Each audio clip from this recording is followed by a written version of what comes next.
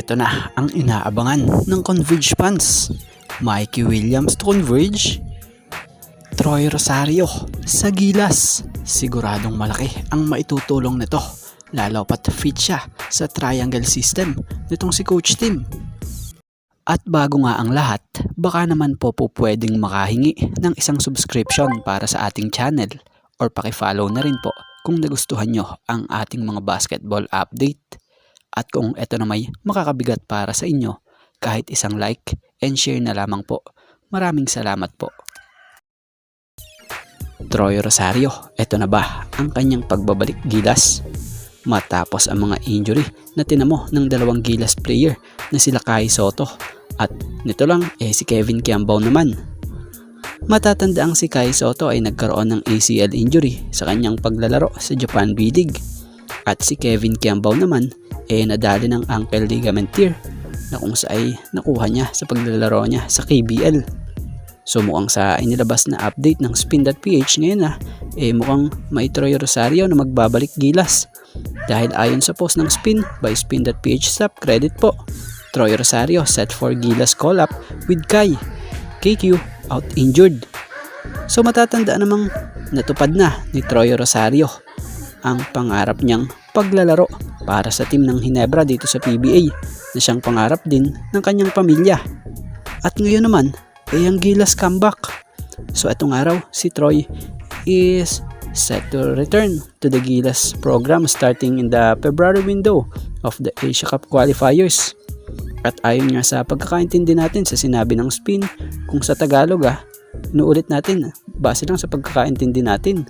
So ayon sa nabasa nating ito binunyag nga ng ilang source na itong 6'7" is set to be called up by Gilas para na rin sa mapatibay yung frontline dahil na nga sa kakulangan ng mga ilang bigs ng Gilas dulot ng injuries gaya nila Kai Sotto and KQ or Kevin Kiambao. So kung tuluyang makabalik si Troy ay mas mapapaganda pa nga nito ang takbo ng Gilas dahil sa mas mapapabilis pa nito ang laro ng Gilas gaya ng ginagawa niya sa Ginebra. So di naman na bago kay Troy Rosario rin ang paglalaro sa international stage. Dahil noon pa man, ito'y naglalaro na panahong coach pa noon, si Coach Chot. So si Troy Rosario kung mapapansin nyo, grabe yung hustle nito sa game. Kita nyo naman sa nilaro niya ngayon or nilalaro niya ngayon sa Ginebra na kung saan pwede niya nga pong madala sa Gilas. Tapos pwede pa niyang mapagaan yung trabaho ng gaya nila Junmar Fajardo at nitong si AJ Edo. Dahil si Troy, pwede itong forward, pwede ring sentro ang laro nito na kung saan effective sa system ng triangle nitong si Coach Tim. So yun, ano opinion nyo rito?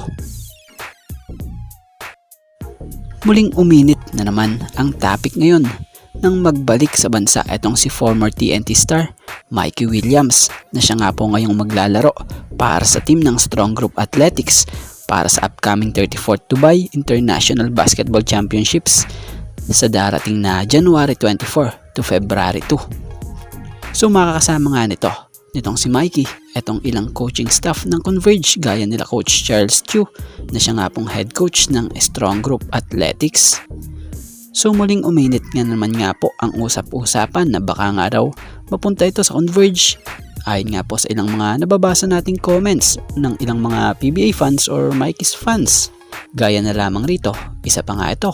Alam naman nating itong si Sir Snow Badwa marami na ring hint na nabigay na siya namang talagang nagkakatotoo at napatunayan na rin naman niya noon pa.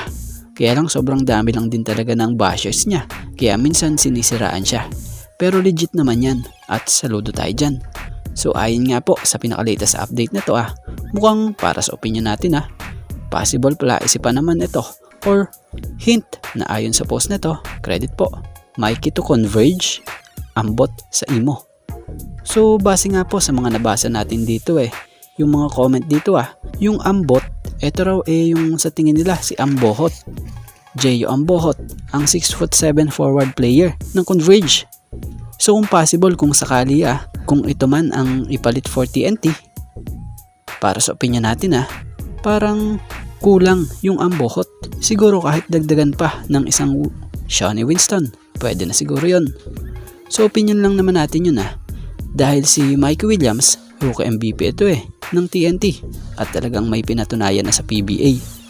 So yun, pero abangan na lang din natin kung anong pwedeng mangyari or kung mangyari nga ba yung Mikey Williams to Converge. Pero ngayon, malinaw na nasa sa Strong Group Athletics nga po maglalaro etong nasabing manlalarong ito bilang gunner ng team.